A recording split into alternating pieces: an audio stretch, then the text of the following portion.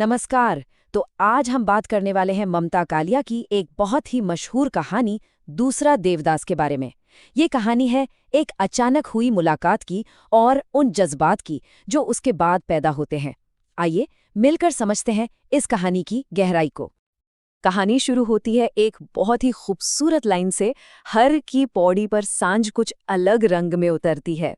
वाह! ये शब्द सुनते ही ऐसा लगता है ना जैसे हम खुद हरिद्वार पहुंच गए हों उस माहौल में। ये सिर्फ एक शाम का जिक्र नहीं है, बल्कि एक पूरे एहसास की बात है। एक ऐसा माहौल तैयार हो रहा है जहां हमारी कहानी के दो किरदार जो एक दूसरे को जानते तक नहीं, मिलने वाले हैं। तो इस सफर में हम क्या-क्या देखने वाले हैं? सबसे पहले हम चलेंगे हर की पौड़ी की उस खास शाम में। फिर देखेंगे एक ऐसी मुलाकात जो किसी ने सोची नहीं थी। उसके बाद जानेंगे कि उस मुलाकात ने मन में क्या उथल-पुथल मचाई। और फिर सबसे बड़ा सवाल, ये दूसरा देवदास कौन है? इसका राज खोलेंगे। और आखिर में इस कमाल की कहानी को लिखने वाली ममता कालिया जी के बारे में भी बात करेंगे। तो चलिए शुरू करते हैं। तो कहानी का पहला पड़ाव, हर की पौड़ी की एक शाम। और ये कोई आम शाम नहीं है, ये गंगा आरती का समय है।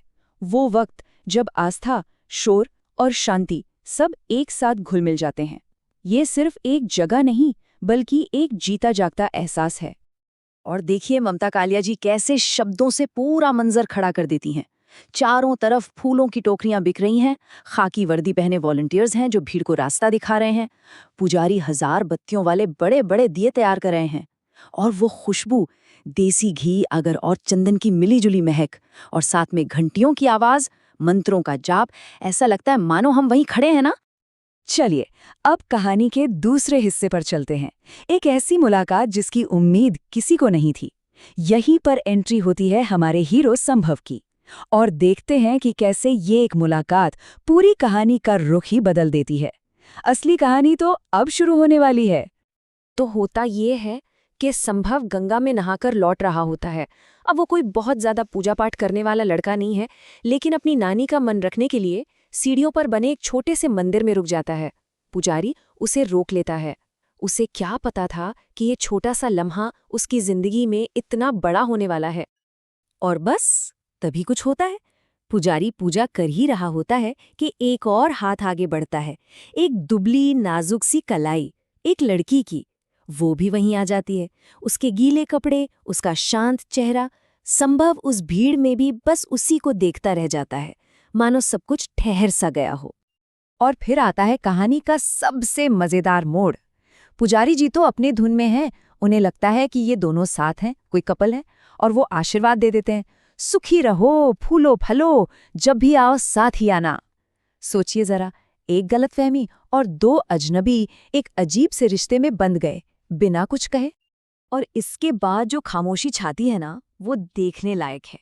दोनों के दिमाग में तूफान चल रहा है, पर मुंह से एक शब्द नहीं निकल रहा। संभव सोच रहा है, अरे इसमें मेरी क्या गलती, पुजारी जी ने गलत समझ लिया। और लड़की शायद सोच रही है, इतना पास खड़े होने की क्या जरूरत थी। मतलब दोनों ही बेचैन हैं, शर्मिंदा हैं, पर कह कुछ नहीं पा रहे। बस एक अजीब सी चुप्पी। चलिए अब तीसरे हिस्से में चलते हैं और देखते हैं कि संभव के मन में क्या चल रहा है। क्योंकि वो जो छोटी सी मुलाकात थी ना, वो बस एक मुलाकात नहीं थी, वो तो उसके अंदर एक तूफान छोड़ गई थी। वो आशीर्वाद वाला पल खत्म होते ही लड़की भीड़ में कहीं खो जाती है, गायब। और संभव वो उसे पागलों की तरह ढूंढता है, हरिद्वार की उन तंग गलियों में, उस भीड़ में, पर वो कहीं नहीं मिलती। जो बस एक पल की मुलाकात थी, वो अब एक तलाश बन चुकी है। उस एक मुलाकात का असर देखिए, शाम को घाट पर जो हुआ उससे वो उलझन में है। रात होती है तो अपनी नानी के घर पर उसे नींद नहीं आती, भूख नहीं लगती, बस बेचैनी है। उसे लग रहा है कि सब खत्म हो गया। लेकिन फिर सुबह होते ही उसे उस लड़की के शब्द याद आते हैं, हम कल आएंगे। बस ये एक छोटी सी लाइन उसके लिए उम्मीद की एक बहुत बड़ी वजह बन जाती है। और अब आता है कहानी का क्लाइमैक्स, दूसरा देवदास।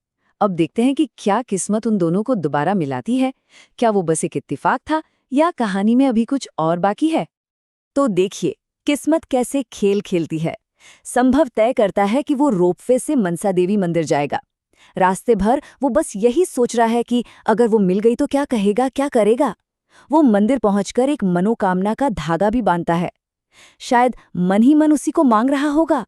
और फिर चमत्कार, लौटते वक्त दूसरी केबल कार में उसे वही लड़की दिख जाती है। अब संभव के पास सोचने का टाइम नहीं है। जैसे ही केबल कार जमीन पर लगती है, वो सीधा उस लड़के की तरफ भागता है जो उस लड़की के साथ था, मन्नू। यहाँ उसकी हिम्मत और उसकी उम्मीद दोनों का इम्तिहान है। वो अपना परिचय देता है एक नए दोस्त के तौर पर।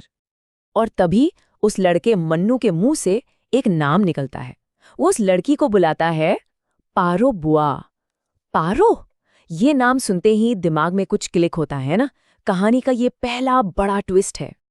और फिर जब संभव की बारी आती है अपना नाम बताने की, तो कहानी का पूरा पजल जुड़ जाता है। वो कहता है, मेरा नाम है संभव देवदास। पारो और देवदास? अब समझ आया कि कहानी का नाम दूसरा देवदास क्यों है। क्या कमाल का पल है ये। तो देखिए, कहानी का टाइटल कितना गहरा है। हम सबने शरत चंद्र चट्टोपाध्याय के देवदास के बारे में सुना है। वो कहानी जो दुख, दर्द और अधूरे प्यार का दूसरा नाम है। उस कहानी में देवदास अपनी पारो को हमेशा के लिए खो देता है। लेकिन ममता कालिया यहाँ क्या करती है? वो उसी नाम को उठाकर एक नई कहानी गढ़ती हैं। ये दूसरा देवदास उस पुरानी कहानी का दुखी अंत नहीं, बल्कि एक नए, उम्मीद भरे रिश्ते की शुरुआत है। एक मॉडर्न देवदास और पारो की कहानी। तो ये थी कहानी, लेकिन अब बात करते हैं उसकी जिसने इस कहानी को बनाया है। चलिए मिलते हैं इस शानदार कहानी की लेखिका ममता कालिया जी से। ममता कालिया जी का साहित्यिक सफर बहुत ही शानदार रहा है। 1940 में मथुरा में उनका जन्म हुआ, फिर दिल्ली यूनिवर्सिटी के दौलत राम कॉलेज में पढ़ाया, इलाहाबाद में महिला सेवा सदन डिग्री कॉलेज की प्रिंसिपल रहीं और कलकत्ता में भारतीय भाषा परिषद की डायरेक्टर भी। उनका जीवन पूरी तरह से साहित्य और शिक्षा को समर्पित रहा। उनकी कलम से बढ़कर एक रचनाएं निकली हैं। बेघर, नरक दर नरक, एक पत्नी के नोट्स जैसे उपन्यास हों या उनकी कहानियां, सबने अपनी एक अलग छाप छोड़ी है और उनके इस काम को सराहा भी खूब गया है। उन्हें कहानी सम्मान, साहित्य भूषण और 2017 में प्रतिष्ठित व्यास सम्मान जैसे कई बड़े अवार्ड्स मिले हैं।